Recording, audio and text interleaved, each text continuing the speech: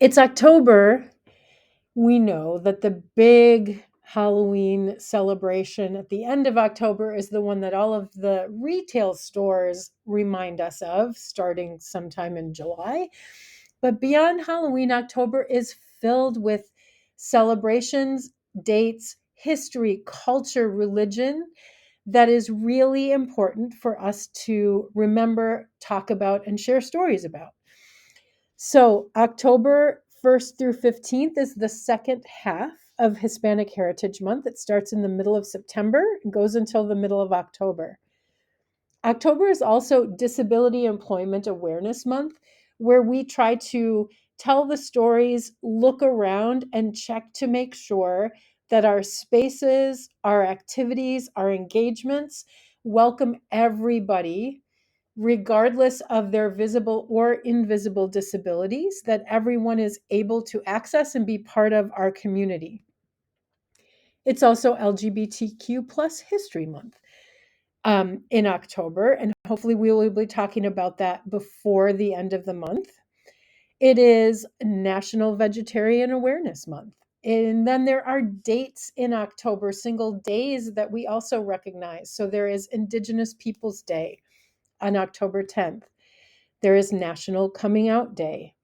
We have White Cane Safety Day, where we try to honor, respect, and celebrate those people in our community with low or no vision who are able to access and be part of our community because they can get around with a white cane, and then making sure that our environments are safe and accessible to people who are getting around with a white cane.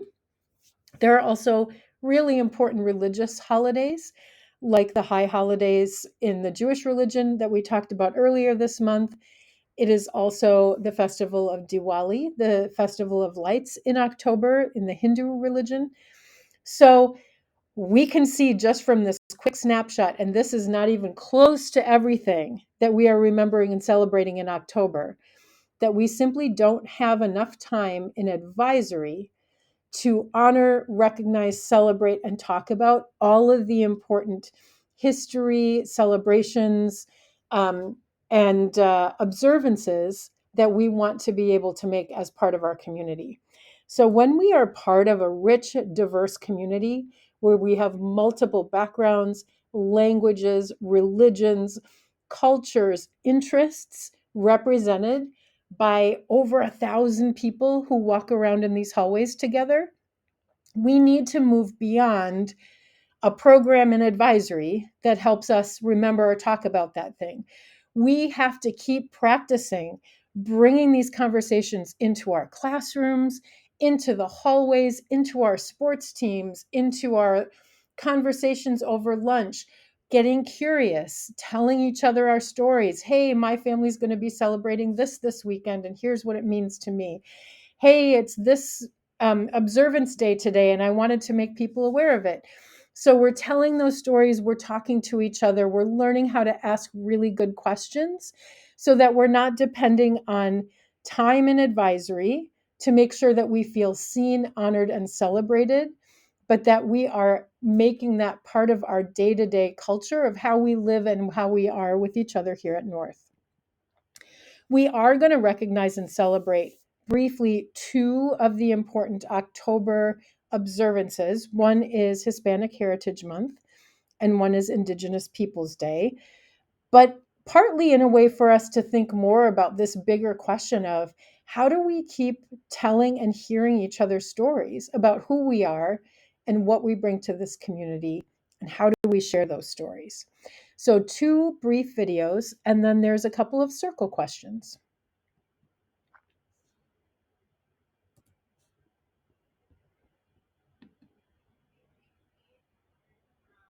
Why do we celebrate Hispanic Heritage Month?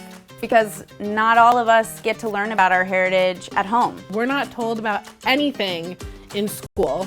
Because people are harassed for speaking Spanish. Because our culture has been washed away for too long, even by our own people. This country is built on immigration. Hispanics make up more than 17% of the population. That's over 57 million Americans. So chances are you've crossed paths with someone of Hispanic descent. Why do we celebrate Hispanic Heritage Month? Porque no todos somos mexicanos. Hay otras culturas, países y lenguas que tenemos que aprender a apreciar. To celebrate and highlight our accomplishments and influence on our American culture. We are not going anywhere.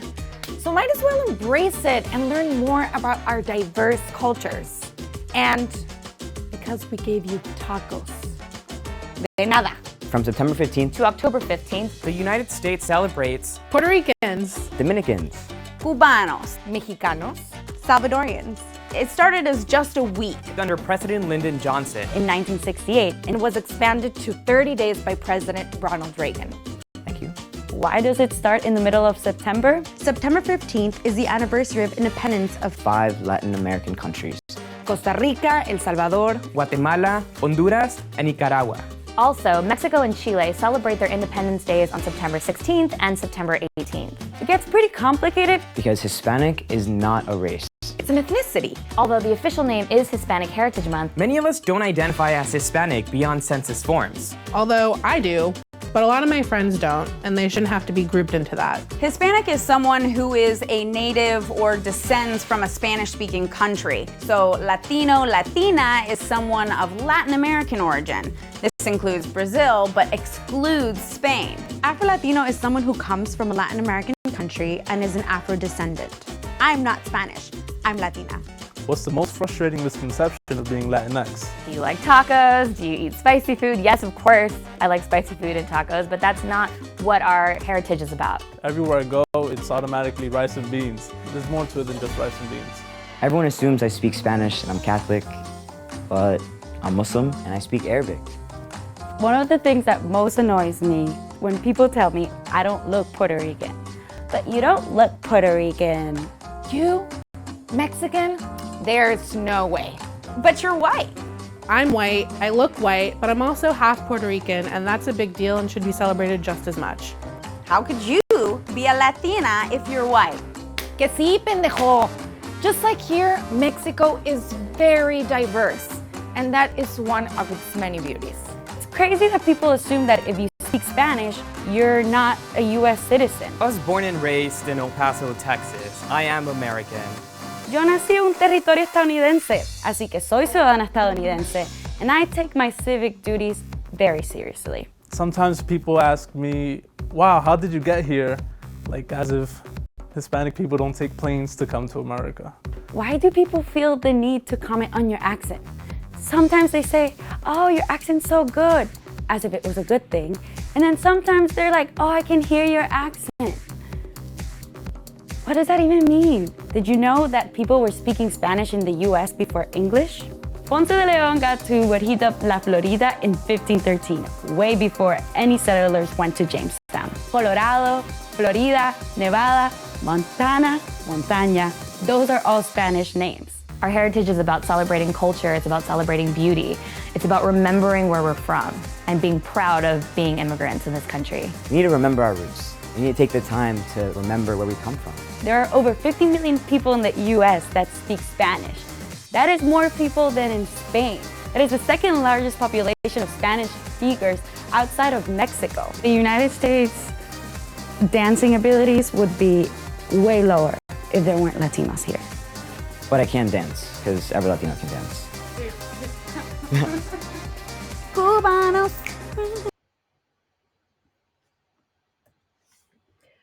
All right, so a little snapshot of how complex and beautiful and complicated Hispanic Heritage Month is, and all of the different ways we need to think and talk about who is Hispanic, what is Hispanic, what languages are we talking about, what cultures are we talking about when we mean that, and how do we ask good questions. Now we're also going to watch a very short piece about understanding of Indigenous Peoples Day. This was actually last Monday, October 10th, but we were taking math tests. So we are still going to recognize and honor Indigenous Peoples Day by learning how to ask better questions about it. In recent years, states, counties, and cities throughout the United States have increasingly been choosing to recognize Indigenous Peoples Day, often in lieu of Columbus Day. Both holidays take place on the second Monday in October. Last year, President Joe Biden became the first U.S. president to formally recognize the holiday. Though not yet an official federal holiday, a bill is pending in Congress to make it one. Columbus Day was made a federal holiday in 1934 and arose out of an earlier movement to honor Italian-American heritage during a time of persecution of Italian immigrants and following a mass lynching of Italian Americans. But to many Indigenous peoples, Columbus Day is an affront to a history of centuries of genocide, forced assimilation, and discrimination. The origins of Indigenous Peoples Day are from the 1977 First International NGO Conference on Discrimination Against Indigenous Populations in the Americas. One of the key recommendations to emerge from that conference was a refutation of the doctrine of discovery, the notion that Christopher Columbus discovered the Americas, which led to a declaration from the Pope that Spain owned all the Western Hemisphere and its peoples no longer had any rights to the land. Columbus, born in Italy, was an explorer whose ship landed in the Caribbean in 1492. He never set foot on the land, now known as the contiguous United States. Columbus and his men enslaved, raped, and tortured the native people they encountered, bringing with them the institutions of colonialism. Prior to Columbus's arrival, more than 60 million Indigenous people are believed to have lived in the Americas, with some saying 100 million. A little more than just 100 years later, there were about 6 million people remaining. A population decline so swift and substantial that researchers have determined the planet's temperature dropped by 0.15 degrees Celsius due to a decrease in greenhouse gases with the loss of so many people. Part of the motivation to replace Columbus Day with Indigenous Peoples Day is to challenge the doctrine of discovery and provide a more complete look at U.S. history. However, some believe that a holiday is not enough to remedy the injustices that Indigenous peoples have experienced and point out that no U.S. president has ever made an explicit apology for the treatment of Indigenous peoples. Holidays to honor Indigenous peoples also exist in Canada, Australia, New Zealand, Taiwan, Venezuela, Norway, Bolivia, Brazil, and elsewhere throughout the world. The UN International Day of the World's Indigenous Peoples takes place on August 9th each year.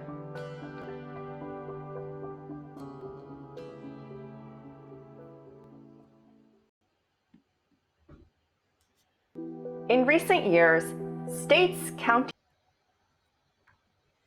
All right. So now we're going to move into circle, which you have practiced, hopefully doing quickly and efficiently.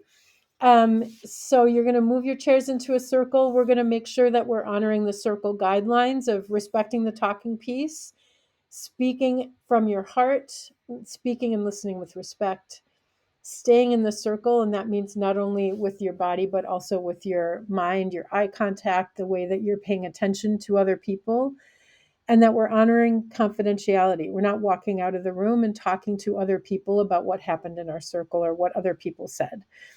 And again, that you may pass, that it's okay to be part of circle by listening to what other people are sharing, but that we hope that you will respect the talking piece and speak from your heart when you have something to say. And then here are the questions. We want you to keep saying your name out loud in the room. I always get to about February in my advisory and ask somebody to hand something to another person in the room, and they say, "Who's that?" I don't know people's names. So we need to keep saying our names out loud so we're learning each other's names. And then just share one person you'd love to talk to today. Could be a person who is a friend of yours you're hoping to run into after advisory. It could be someone famous or someone fictional or someone, just a person that if you could, you would love to speak with them today. Past two, what did you notice from the two videos we watched? Did anything stand out to you? Either because it's important to you, like I noticed this because I already knew it and I really care about it, or because it's new information. And then the last pass is, what do you wonder as you think about the ways we recognize or celebrate cultures here at North? So what questions are you thinking about? What ideas do you have about how we can keep doing this better so everyone is seen and celebrated for the things that are important about their identity here in our culture. Advisors, these slides are also linked in the Canvas course, so you can either pause this video or you can grab that slideshow to keep these 2 slides available to you, and have a great circle.